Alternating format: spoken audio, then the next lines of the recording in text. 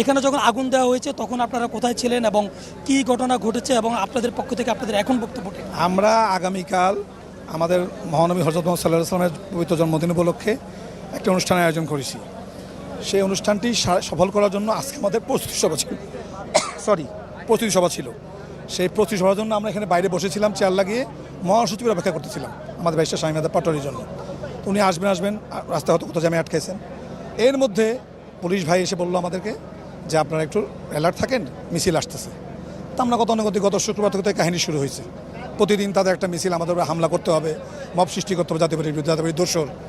তখন এই হামলা করে আজকে দেখেন এই জ্বালাই দিছে, পুরাই দিছে, এই তো অবস্থা মব সৃষ্টির মাধ্যমে। মানে কেন আপনার কাছে কি মনে হয় যে আপনাদের অফিসে কেন হামলা হলো? হ্যাঁ আছে, চেয়ারম্যানের রুম আছে, এটা ভিতরে আগুন জ্বলতেছে, শুনছি ভিতরে চেয়ারম্যানের রুম, এটা আগুন জ্বলতেছে। আসলে এটা নির্বাচনী খেলা। জাতীয় পার্টিকে যদি এখন না রোখা যায়, জামাত ভালো করতে পারবে না, এনসি ভালো করতে পারবে না, গণ অধিকার পরিষদ ভালো করতে পারবে না। এখন জামাত, বিএনপি, এনসিপি এরা নিজেদের ভোটের খেলায় এই নোংরা খেলা খেলতে জাতীয় পার্টির সাথে।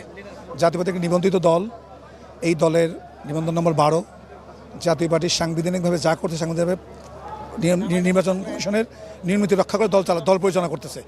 আমরা কারো অফিসে হামলা করি নাই কখনো, আমরা কারো অফিসে কোনো ইটপাটকেল মারি নাই, আমরা আমাদের অফিসে বসে থাকি।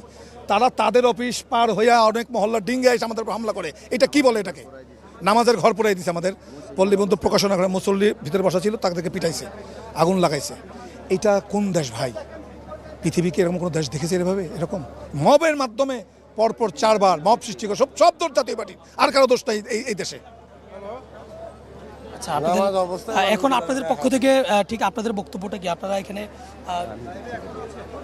আচ্ছা, আমরা একটু কথা বলার চেষ্টা করেছিলাম জাতীয় পার্টির যারা নেতৃবৃন্দ রয়েছেন তাদের সাথে আমরা কথা বলার চেষ্টা করছি। তারা বলছেন যে একটি নির্বাচনী খেলায়, অর্থাৎ নির্বাচন সামনে এবং এই নির্বাচনকে কেন্দ্র করে যাতে করে জামায়াত, এনসিপি এবং অন্যান্য যে দলগুলো রয়েছে সেই দলগুলো ভোটের মাঠে জাতীয় পার্টির সাথে ফেরে উঠবে না, যার কারণেই মূলত এই ধরনের হামলা করে জাতীয় পার্টির যে গতি সেই গতিকে স্তীমিত করে দেওয়ার জন্য তারা কাজ করছেন।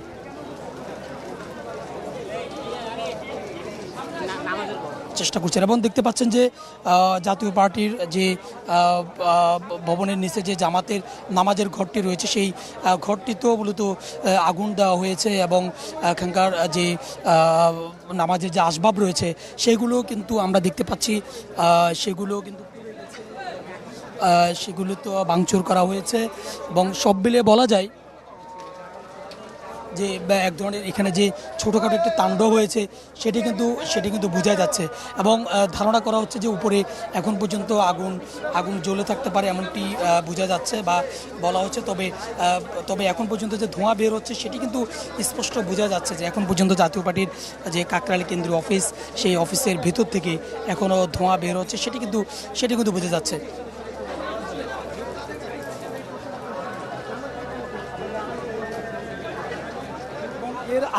এর আগেও কিন্তু জাতীয় পার্টির যে অফিস, এই অফিসে কিন্তু ভাঙচুর এবং অগ্নিসংযোগের ঘটনা হয়েছে এবং তারপরেই আইনশৃঙ্খলা রক্ষাকারী বাহিনীর সদস্যরা এটি নিয়ন্ত্রণ আনার জন্য সর্বাত্মক চেষ্টা করেছিল।